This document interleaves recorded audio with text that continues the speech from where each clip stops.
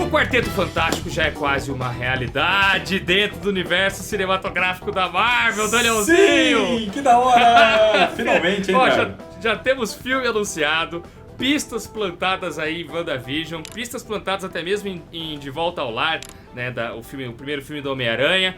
Então a internet inteira tá falando de Quarteto Fantástico de novo. O Quarteto voltou à vida, Danielzinho! Voltou à vida, inclusive com uma boa fase moderna nos quadrinhos. Mas, antes de falarmos de fase moderna dos quadrinhos, é importante deixarmos registrado aqui no canal a origem do Quarteto Fantástico. Porque, como vocês definitivamente devem saber, o Quarteto Fantástico foi a equipe que deu origem ao universo Marvel nos quadrinhos. Exatamente. Tudo que a gente vê hoje no cinema vem dos quadrinhos.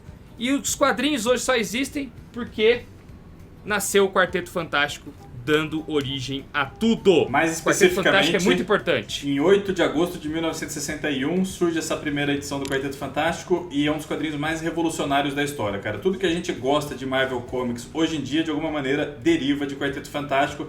Por isso essa importância, por isso a nossa alegria em ver essa equipe no cinema agora, né? Demorou muito pra acontecer isso, né, cara? Não faz sentido o universo cinematográfico Marvel maravilhoso que a gente conhece lá, conduzido pelo Kevin Feige, não ter o Quarteto Fantástico. Então vai ser maravilhoso, vai ser super legal. E vamos contar essa origem pra vocês, que ela é super curiosa, né? E envolve os dois principais nomes da história da Marvel aí, que são Stan Lee e Jack Kirby. Pois é. Ah, Danielzinho, que legal. E olha, só pra pontuar, você encontra link na descrição para a republicação das histórias clássicas do Quarteto Fantástico. A Panini está trazendo agora dentro da coleção clássica Marvel. É o volume 2, é capa cartão e traz tudo que tem nesse capa dura que eu possuo aqui, ó, que é a versão da Biblioteca Histórica Marvel. Essa coleção já foi encerrada no Brasil e agora a Panini promete trazer, além disso daqui, né, dentro dessa coleção clássica Marvel, sendo que a segunda edição da série é do Quarteto e já está disponível, acho que na Amazon, inclusive em pré-venda. Vamos deixar link aí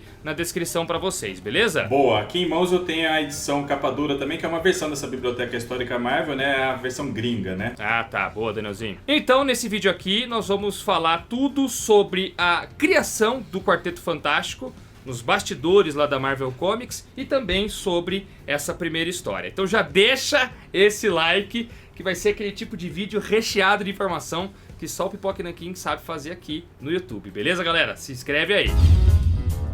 Daniel, eu acho que dá pra gente começar essa história lá do momento em que Jack Kirby e Stan Lee se encontram pela primeira vez, quando eles se conhecem, que é em 1940, né? 1940, quando Jack Kirby e Joe Simon estavam planejando o Capitão América, né? Na verdade, a primeira edição já estava na gráfica, né? Eles estavam trabalhando em Capitão América, estava na gráfica, ou seja, o Jack Kirby e o Joe Simon já eram artistas renomados em 1940. Sim, eles tinham sido contratados pelo Martin Goodman, que o dono da era empresa, o dono, né? da Timely Comics na época, né? A gente fala Timely Comics, depois vira Atlas Comics e pós-Quarteto Fantástico vira Marvel Comics, como a gente conhece, né?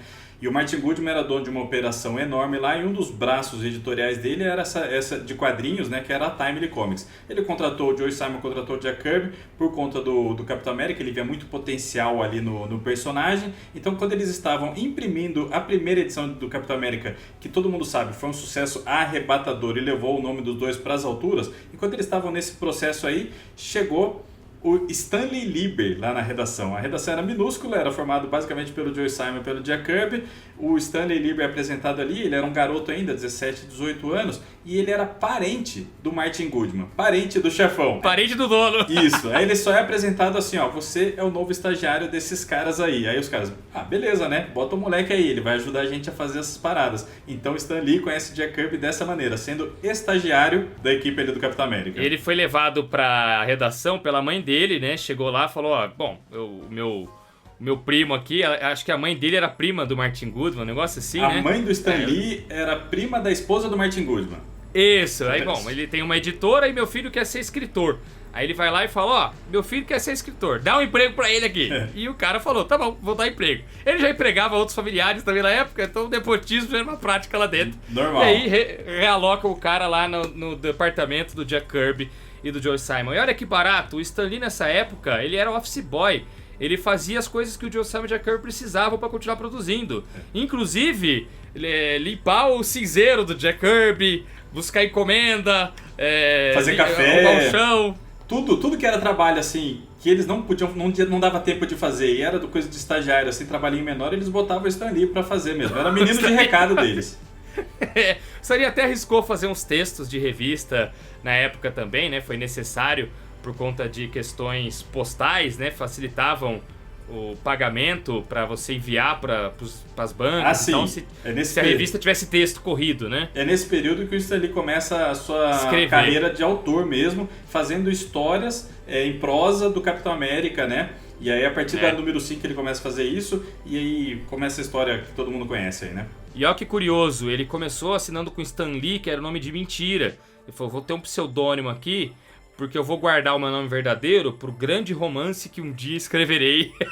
Ele não imaginou que ele fosse ficar nos quadrinhos o resto da vida, né? Lembrando que na época, quadrinhos era considerado uma arte menor, não era tão valorizada quanto é hoje, né? E ninguém dava tanta bola. Beleza, os caras se conhecem dessa forma, tá? Capitão América é um sucesso tremendo. Capitão América era tão grande que sustentava a Marvel Comics. Sim, a primeira edição do Capitão América já vendeu quase o mesmo tanto que o Superman vendia na época. Vocês pensam que o Superman era o super-herói mais famoso do mundo? O Capitão América logo na primeira edição quase chegou ao nível do Superman aí. Foi um sucesso, sucesso retumbante mesmo. E o Simon e o Kirby, eles sabiam o tamanho do projeto ali, sabia o quanto de dinheiro que rendia, porque eles tinham uma porcentagem ali do preço de capa. Só que depois eles descobrem uma falcatrua, cara. O próprio contador da empresa conta pra eles, fala, olha, o Martin Goodman tá colocando os custos de toda a produção de todos os outros gibis nas contas do Capitão América. Então vocês estão recebendo proporcionalmente muito menos do que deveriam. Eles ficam meio puto, vão para a distinta concorrência, DC Comics, na época era National Comics, e começam a oferecer projetos para eles lá também, né? Só que eles fazem isso sem sair da Marvel. Não, eles querem continuar as duas coisas. Eles querem continuar na Time, fazer o Capitão América e fazer coisa para DC. O Goodman tá me sacaneando? Vamos sacanear o Goodman também. Só que quem ficava no pé deles ali o dia inteiro no escritório, o jovem Stan Lee. E os caras, quando iam fazer essas produções para concorrente, eles alugavam um quarto de hotel próximo da redação. E o Stan Lee descobriu isso. E por um tempo não falou nada, ficou na dele. Mas até que uma hora o Stan Lee não aguentou mais esse negócio acontecendo ali perto dele. E dizem que ele dedurou pro Martin Goodman os amigos. O Jack Kirby tem certeza que ele foi um dedo duro. E aí o Martin Goodman mandou o Joe Simon e o Jack Kirby embora, com uma mão na frente e outra atrás. Obrigou eles a terminar a edição número 10 do Capitão América. Eles terminaram e não estavam mais envolvidos então ali com a Timely, Atlas, Marvel. Isso foi por volta de 42, então o Stan Lee ficou como office boy de Jack Kirby ali uns 2 anos, até que os dois saíram da empresa. O Capitão América ficou, claro, naquela época os direitos autorais eram totalmente zoados. E quem assumiu o departamento que antes era do Simon e do Kirby? O próprio Stan Lee. O Jack Kirby ficou muito puto com essa história do dedo duro aí e falou assim, se um dia eu encontrar esse Stan Lee de novo, eu vou matar ele, né? Eu vou socar ele até a morte. Ele foi a primeira grande rusga ali, Jack Kirby e Stan Lee, e a gente conta bastante isso na nossa trilogia aqui, Mestres da Nona Arte do Jack Kirby. Pode crer, verdade. Tem um programinha bem completo pra vocês aí nos cards. Vou deixar também na tela final porque essa playlist vale super a pena. Aí beleza, Stan Lee segue sua trajetória cuidando do departamento de quadrinhos da Timely, e o Simon e o Kirby vão fazer freelance para outras empresas, para concorrente e tudo mais. Nesse período estoura a Segunda Guerra Mundial nos Estados Unidos também. O Jack Kirby é convocado, ele volta da guerra. Quando ele volta, os quadrinhos de super-heróis já não vendem mais como vendiam durante a guerra e antes da guerra. Logo em seguida, aí, nos anos 50, vem o Comics Code Authority, que também dá um baque para a indústria. 1954, dá um baque, joga um banho de água fria e praticamente mata toda a indústria de quadrinho norte-americana, só sobra quadrinhos. Já tava baqueada a indústria. Super combalida assim, né? Mas aí dá uma pá de cal mesmo, complica a vida de todo mundo. E aí a gente tem um cenário que o Jack Kirby, já com essa reputação toda, ele já tinha feito Capitão América, já tinha feito vários outros sucessos nos quadrinhos para muitas outras editoras. Ele só está trabalhando, pós segunda metade dos anos 50, só está trabalhando para DC Comics. Ele apresentou o trabalho para o Jack Schiff. O Jack Schiff, claro, já conhecia o trabalho de Jack Kirby, né, e era o editor ali da DC. E aí ele fala... Era editor-chefe, né, o Jack Schiff. Isso, aí ele fala, Kirby, pega algumas histórias aqui curtas para fazer, depois ele oferece o Arqueiro Verde, e o Jack Kirby entra com a ideia de fazer o Desafiadores do Desconhecido, cara, que era um grupo de 4 pessoas que baseado totalmente em ficção científica, combatiam mistérios aí impossíveis, né? Veja só, que semelhança com o Quarteto Fantástico, né, Daniel? Exatamente, cara. Nesse meio tempo, por volta ali de 1957, 58, o Jack Kirby ele tá na cabeça que ele quer fazer uma tira de jornal, porque os quadrinhos estão muito mal vistos, mas as tiras de jornal nunca passaram por isso, sabe? Ainda tinha certa reputação.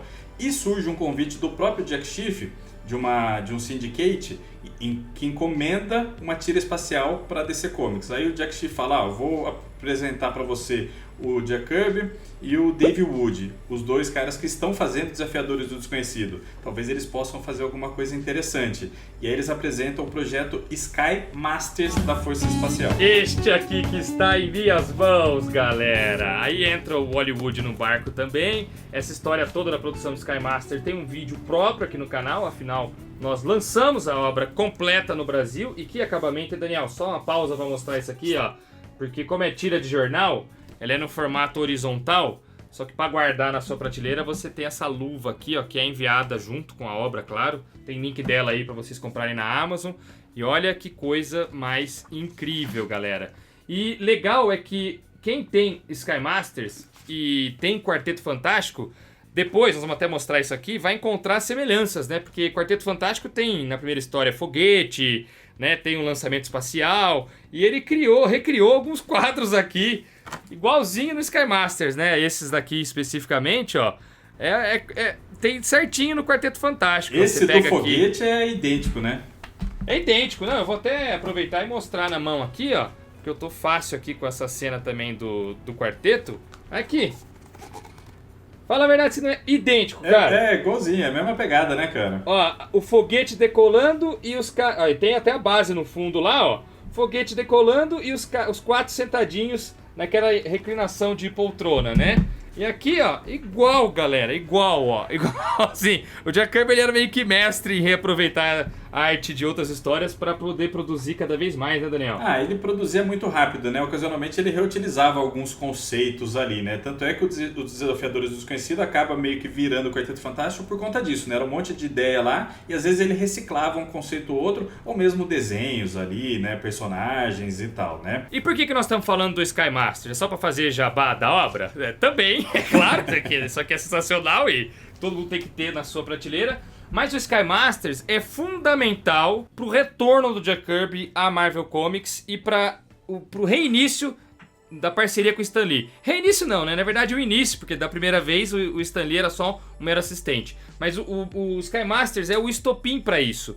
Porque, como o Daniel contou, o Sky Masters foi produzido por indicação do Jack Schiff, o editor da DC que pagava o Jack Kirby para fazer as histórias lá do Desafiador Desconhecido e outras para DC Comics. E no contrato tava dizendo que o Jack Schiff tinha direito por uma parte da grana que o Jack Kirby ganhava.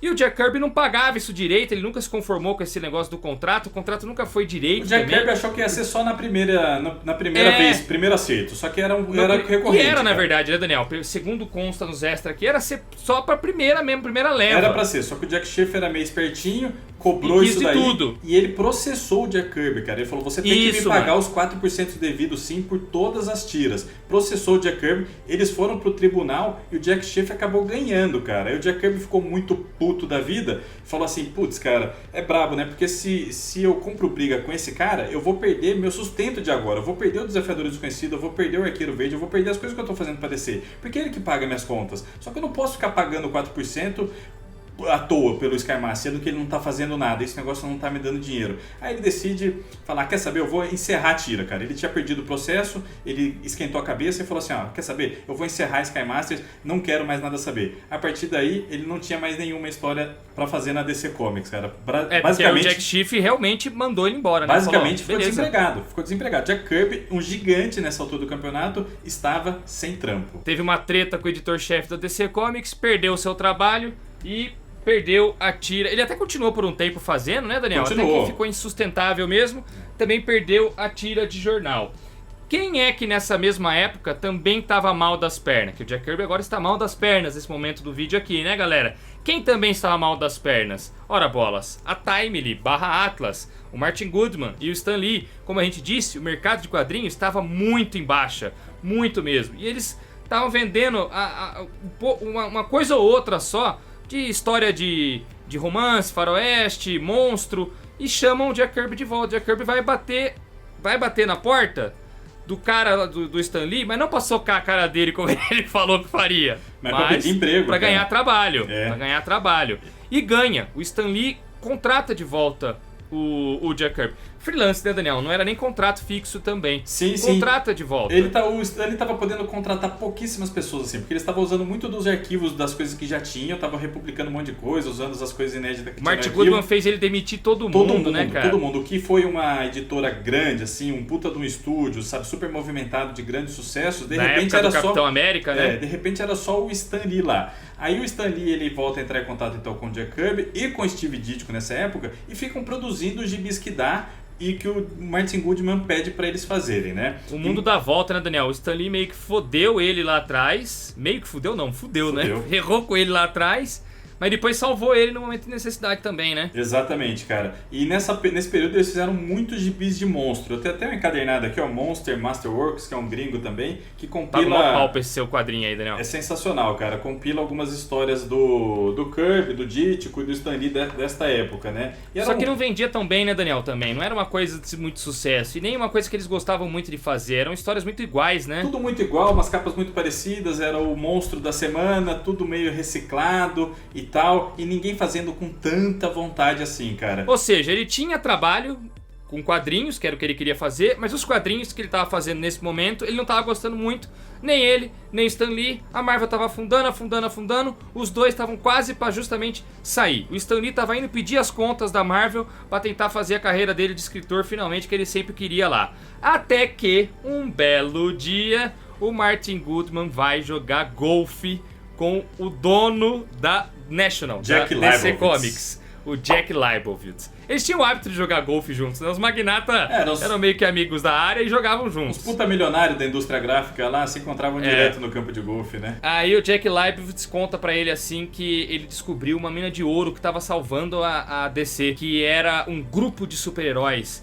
Eles descobriram que dava pra juntar os personagens principais, né? O Superman, o Batman, o Lanterna Verde, o Mulher Maravilha, o Flash, e juntar eles e fazer um grupo, a Liga da Justiça. E isso tava fazendo o maior sucesso. Ia salvar os quadrinhos de super-herói, ia dar um novo fôlego pro negócio. Contou isso pro Martin Goodman. O que o Martin Goodman fez, Danny Boy? Saiu correndo imediatamente depois da partida de golfe, chegou pro Stan Lee e falou: ó, faça um super grupo aí de super-heróis. Faz um grupo, cara! Derrubou a ideia!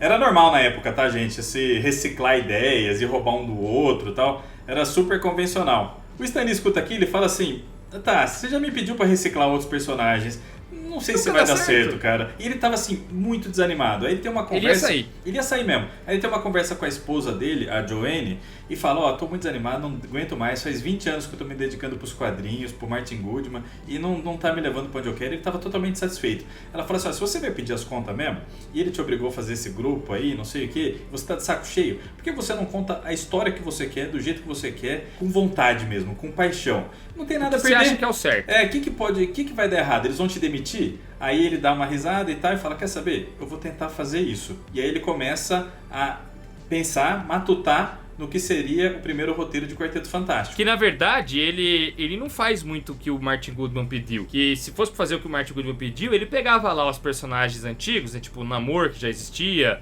o primeiro Tocha Humana, o Capitão América, juntava num grupo lá, com um personagem conhecido mesmo. Sim, isso já tinha sido até feito, inclusive, né? Já tinha até feito, ele podia ter reciclado aquilo lá. Aí eles falam assim, ele fala assim: eu vou criar uma coisa nova. E aí é onde ele revoluciona mesmo a parada, o Stan Lee, porque a ideia que ele tem vai muito na contramão, apesar de ser muito parecido à Liga da Justiça, vai na contramão, porque ele cria uma família, basicamente, né? Então nós temos um casal, tem o cunhado e tem o melhor amigo. Basicamente isso, né, Dranzinho? É o Reed Richards, a esposa, o cunhado e o melhor amigo dele. Eles não gostam de seus poderes, eles ganham poderes acidentalmente, e eles não têm identidade secreta. Eles de cara já se mostram pro público. Eles nem sequer têm uniforme, né, cara? É uma nem equipe, uniforme, é uma equipe totalmente disfuncional, né? Aí mas o Stan Lee, ele chega nos arquétipos da família. Ele fala, putz, acho que isso vai funcionar. Acho que essa família tem uma representatividade muito grande nos Estados Unidos de hoje, né? Aí ele chama o seu melhor homem ali, seu braço direito, pro Jack Kirby, fala, Jack, o que você acha da gente fazer uma história assim? O Jack Kirby fala, beleza, vamos fazer, não tenho nada a perder. Inclusive, eles fazem naquele famoso método Marvel, né? O Stan Lee passa a ideia da família, o que vai fazer, passa a sinopse básica, o Jack Kirby vai pra casa dele e desenha a primeira história do Quarteto Fantástico. Devolve pro Stan Lee e o Stan Lee vai rechear com os diálogos, né? E aí a revista foi pras bancas e tal, e inesperadamente foi um sucesso danado, cara. Naquela época, demorava-se pra receber os resultados de vendas. Eram alguns meses. Mas logo de início, começou a vir uma enxurrada de carta de fã, dizendo que adorou aquela criação. E o que foi bastante inesperado, porque até a capa, Danielzinho, se você parar pra analisar, até a capa é esquisito, né? Ela parece inacabada, porque ela não tem fundo, é um fundo branco. Um fundo branco, um logo bem mais ou menos. Um monstro que indicava que provavelmente era o mesmo estilo de revista que era jogada pras bancas antes, eu vou mostrar aqui na tela pra vocês 2 exemplos de capas de monstro. Era um título chamativo, pessoas correndo e um monstrão interferindo na cidade. Basicamente, era isso que os caras faziam. Aqui, outra capa. Era isso. E a do quarteto aqui na minha mão? É igualzinho, bem parecido, né, Daniel? Igualzinho, é um monstro saindo na cidade e as pessoas desesperadas. Só que tem ali personagens esquisitos. Mas são personagens, por exemplo, o Coisa, ele não tá nem de frente. O Reed Richards, o Senhor Fantástico, se a pessoa não tiver lido essa edição, vai pensar que o Jack Kirby não sabe desenhar, porque o braço dele está torto, assim. Então, tipo o cara com o braço quebrado no chão, né? Nada disso daqui é familiar, nem sequer interessante pra galera naquela época, porque parecia um gibi de monstro convencional com personagens que ninguém conhecia. Mas mesmo assim, foi um sucesso. Tem um texto legal, né? Apresentando o Coisa, Senhor Fantástico, Tocha Humana, Garota Invisível, juntos pela primeira vez em uma poderosa revista. E tem os diálogos, né? Eu não posso me tornar invisível rápido o suficiente. E o Coisa dizendo que tá na hora do Coisa dar uma mãozinha. E o Tocha Humana voando ali, que aí pelo menos tá na cara que é um super-herói. Também, se bem que se pá não, né, Leozinho? Dá uma percebida, parece que se a pessoa bate o olho de relance, parece que é só uma labareda de fogo caindo no céu, né, velho? Sim, cara, e a Time já tinha o Tocha Humana. Já tinha, não era novidade. Era uma coisa genérica, isso daqui não era pra fazer sucesso, só que o boca a boca faz sucesso. Por quê? Por conta E a dinâmica, por conta do dinâmica conteúdo. dos personagens. Exato, a dinâmica dos personagens e trazer problemas reais pra personagens poderosos, né, cara? Era uma coisa que não acontecia na DC Comics. Não tinha. Se você pensa é no a primeira Lanterna vez Verde, que o realismo entra no universo dos quadrinhos. exatamente, se você pensa no Superman e no Lanterna Verde, eles não eram humanos, eles não tinham problemas, né? Eles não tinham medo do poder que eles mesmos tinham. Aqui é uma família disfuncional, aterrorizados por conta do que aconteceu com eles, sabe? Eles não querem aquele poder. O Tocha Humana se assusta muito quando ele pega fogo. O Coisa, putz, ele fica transtornado, né? Porque o corpo dele mudou ele é chamado de Coisa. Ele está virando uma coisa, a Sue Richards fala. Então é um poder que assusta, né?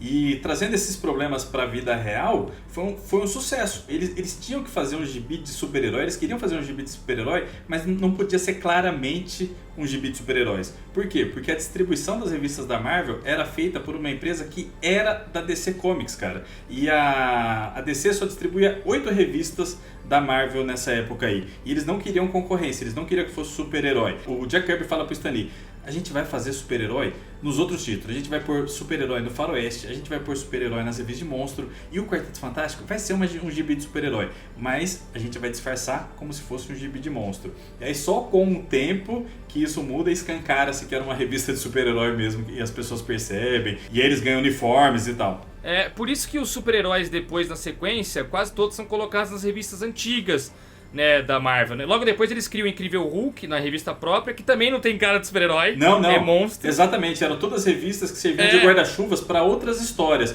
E eles começam a inserir os super-heróis lá e a empresa da DC começa a distribuir, na boa, assim, né? Até que percebe. Tales to Astonish, Amazing Fantasy. E qual que é a outra? Journey to Mystery. Journey to Mystery, é verdade. Journey to Mystery é o Thor. Tales to Astonish. Aqui, Tales to Astonish é do Homem-Formiga e a Amazing Fantasy do Homem-Aranha. Exatamente. Aí o que acontece, né? O Quarteto Fantástico foi um sucesso. Aí eles continuaram expandindo essas ideias no 2. a dinâmica deles de brigarem por conta da família também. Eles todos moram juntos, eles têm problema, como toda a família tem. Depois só que eles ganham uniforme, que mal parece uniforme também, não era igual os super-heróis da DC. Parece uniforme de futebol, né, cara? Exatamente, é tudo igual, né? Uma roupa bem parecida. E vão desenvolvendo e vão conseguindo cada vez mais fãs. E aí, aí os caras falam, bom, vamos fazer isso que o Daniel explicou, vamos colocar mais super-heróis. Por causa, então, do sucesso do quarteto, os caras se animam para fazer mais heróis. Aí, como eu disse, Incrível Hulk, aí depois Thor, Homem-Formiga, Homem-Aranha, Homem de Ferro, Doutor Estranho, Demolidor, X-Men, tudo um hit atrás do outro, cara. Cabe dizer que não foi tudo Stan Lee e Jack Kirby. A grande maioria foi Stan Lee e Jack Kirby. Mas alguns ele passou pro Steve Ditko, né? O Homem-Aranha e o Doutor Estranho. E o Homem de Ferro, o Don Heck passa a cuidar também depois que o Jack Kirby cria a base pra história, né? Sim, começa a pulular muita coisa, muita revista, e aí de novo tem seu apogeu ali, o florescer da era Marvel, e contrata-se muita gente, o estúdio volta a ser uma coisa super bombada e tal, e vira basicamente a editora aí que a gente conhece e tanto gosta. É muito importante dizer que o Quarteto Fantástico, ele servia de tubo de ensaio para apresentar vários outros personagens que depois fariam sucesso e ganhariam títulos próprios, cara. Tipo, o Inumanos começou a aparecer no Quarteto Fantástico, sabe? A segunda edição do Quarteto Fantástico, a principal ameaça são os Skrulls. A gente tá vendo os Skrulls no filme da Capitã Marvel, mas foram apresentados na segunda edição já do Quarteto Fantástico. Então eles colocaram várias das coisas que eles queriam aqui, e as coisas, o que fazia sucesso e tal, eles desdobravam às vezes para as outras revistas próprias, faziam outros grupos aí. O Pantera Negra, por exemplo, surge nas páginas do Quarteto Fantástico. Então, por um bom tempo, foi a principal revista da Marvel, e eles ousaram e revolucionaram o mundo dos quadrinhos com esta edição aqui, né? Com essa primeira edição. A terceira edição já reintroduz o Namor. A quarta edição traz o Doutor Destino. E por aí vai, né, Danielzinho? Coisa pra caramba. Nossa, muito. E ela recebe a alcunha de The World's Greatest Comic Magazine. O melhor gibi em quadrinhos do mundo. A melhor história em quadrinhos do mundo. Isso logo na terceira edição, né? Já. O Stan Lee sempre foi um cara assim exagerado. E ele batiza a criação dele como o maior gibi do mundo, né? Pois é. Aí o Stan Lee dá toda essa cara pra Marvel. Ele dá cara pra redação também, dá nome aos bois, coisa que a DC nunca fez. Ele falava dos artistas que trabalhavam com ele, ele se referia a uma redação, mesmo que a princípio fosse uma redação que não existia, né? Cada um trabalhava das suas casas, mas ele fazia parecer que era um grande escritório super animado e tal. E também tem a sacada de já logo de cara interligar todas as revistas. Então o Homem-Aranha não demorou muito para aparecer na revista do Quarteto, não demorou muito para todos esses heróis formarem os Vingadores.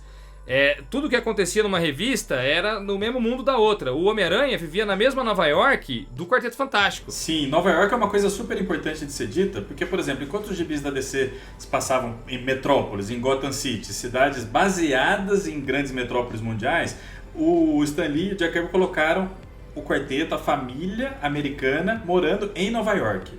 Mas na primeira edição não é Nova York, né, Danielzinho? Não, eles estão numa outra cidade, né? Central City, porque é onde está saindo. City. Porque onde eles estão achando que vai sair lá a criatura do Topeira, né? Logo na sequência eles já se estabelecem em Nova York e tal. E o Stan Lee falou: tinha que ser Nova York, porque era onde eu morava, era onde eu conhecia, né? E isso traz um senso de identificação muito grande com a galera ali, com a molecada ali, né, cara? Você tem problemas reais, um escapismo sensacional, porque são super-heróis, mas numa cidade que muita gente conhece. Então tudo isso favoreceu muito o sucesso do Quarteto Fantástico, né? E virou o que virou. Que história fantástica.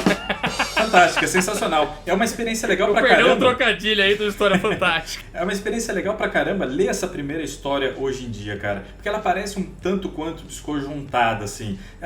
Eles não tinham muito tempo pra pensar nessas edições. Eles faziam de maneira muito rápida mesmo. E é uma história que você vê que ela foi montada meio às pressas, só que ela tem um charme inegável, cara. E as primeiras páginas mesmo, as exatas primeiras 13 páginas, porque é um gibi de 25 páginas. As primeiras 13, que apresentam os personagens ali, cada um deles, muito calmamente, né? Eles apresentam primeiro a Garota Invisível, depois o Coisa, aí depois o Tocha Humana e por fim o Reed Richards, né, o Senhor Fantástico, é muito bem apresentadinho. Aí tem um flashback de como eles adquiriram o poder e tal, naquele voo que eles fazem, e tem contato com raios cósmicos. Eles vão pro espaço como astronautas para estudar radiação cósmica, e aí os raios cósmicos ultrapassam os escudos do foguete onde eles estão, afetam os caras, a nave é obrigada a entrar no piloto automático, porque eles estão tudo zoado lá dentro, volta pra Terra num pouso de emergência, e quando eles saem da nave, eles estão descobrindo esses poderes. Depois entra a saguinha do Topeira, que eles vão lá pra Ilha Monstro, não sei o que, e dá uma broxadinha assim, é meio anticlimático, vamos dizer, né, o resto da aventura. Mas funciona, ainda é legal, ainda tem os desenhos do Jack Kirby, e eles terminam com possibilidade de continuar a edição, né? Muitas dessas histórias eles tentavam fazer fechada porque eles sabiam que não ia vingar. O Quarteto Fantástico eles acreditavam, então eles deixam uma possibilidade aí para novas aventuras. E foram muitas novas aventuras. Eles ficaram na revista por mais de 100 edições, os dois juntos, numa das maiores parcerias da história dos quadrinhos, uma das mais longevas. Acho que só foi superada pela parceria do Brian Bendis com o desenhista lá do Ultimate Homem-Aranha, Danielzinho, como é que é o nome dele? Mark Bagley. Isso, só foi superado por esses dois caras dentro dos Estados Unidos, né, cara? É. Que legal, né, velho? E daí saiu todo o universo Marvel, e daqui a pouco nós veremos o quarteto descendo do universo do cinema, velho. Nossa, Drago. Ai, Danielzinho, vai ser sensacional demais, Tem cara. uma grande chance de eu chorar muito nessa sessão, cara. Tem que ser bem feito, hein? Eu não espero menos do que uma obra-prima, Danielzinho. A expectativa é muito alta, né, cara? Os caras vão ter que caprichar. Mas eu tenho certeza que eles vão fazer um puta de um filmaço. Você tem dúvida? Eu também, não tenho dúvida. Kevin Feige vai entregar. Tenho certeza também. É isso, galera. A história completa da origem, da criação do Quarteto Fantástico em um único vídeo. Um longo vídeo, mas ainda assim, um excelente vídeo que merece o seu like. Merece também sua ida até a descrição, tá? Vai estar linkado não só a primeira história do Quarteto Fantástico, não essa edição que eu tenho em mãos, porque essa aqui é de uma coleção que já está esgotada, né? A Biblioteca Histórica Marvel, mas a nova da Panini. E também o Sky Masters da Força Espacial, encadernado caprichado aí do Pipoca. Daqui a pouco tá entrando em pré-venda aí os Eternos também, do Jack Kirby, um ônibus novo da Panini. Vamos ficar de olho, que tem filme dos Eternos ainda esse ano pela Marvel também, e é outra criação fantástica do Jack Kirby, né, Danielzinho? É isso aí, cara. O Sky Masters é super interessante. Se você gosta dessa seara de quadrinhos do começo da Marvel e tal, o Sky Masters é fundamental. Tem textos de apoio sensacionais que dão um mergulho em toda essa história que a gente comentou superficialmente aqui nesse vídeo, né? Exatamente. E vai ficar linkado aí o vídeo sobre Sky Masters e da trilogia do Kirby, como eu falei. E aquela coisa, né? Muito legal você ter as duas revistas e comparar folheando, pra você ver muita coisa. Como tem a pegada ficção científica aqui em Quarteto, muita coisa o Kirby buscou aqui do Sky Masters, assim como ele buscou também lá do Desafiadores do Desconhecido, que o Daniel citou no programa, né? É uma ideia que ele recicla lá de trás também, junto do Stan Lee. Como última dica, Bruno, eu vou deixar pro pessoal aí também, Jack Kirby, a épica biografia do Rei dos Quadrinhos, que acabou de sair pela editora Conrad, que conta minuciosamente a vida desse genial desenhista aqui que a gente gosta tanto, cara. É isso, deixe esse like, nos vemos no próximo vídeo, toda quarta, sexta e domingo, muitas vezes com programação extra. Semana passada, ou essa semana, sei lá, tem vídeo todo dia, então ativa o sininho para não perder nenhum. Beleza? Falou, Danielzinho! Valeu, Drago, até mais, tchau, tchau, galera!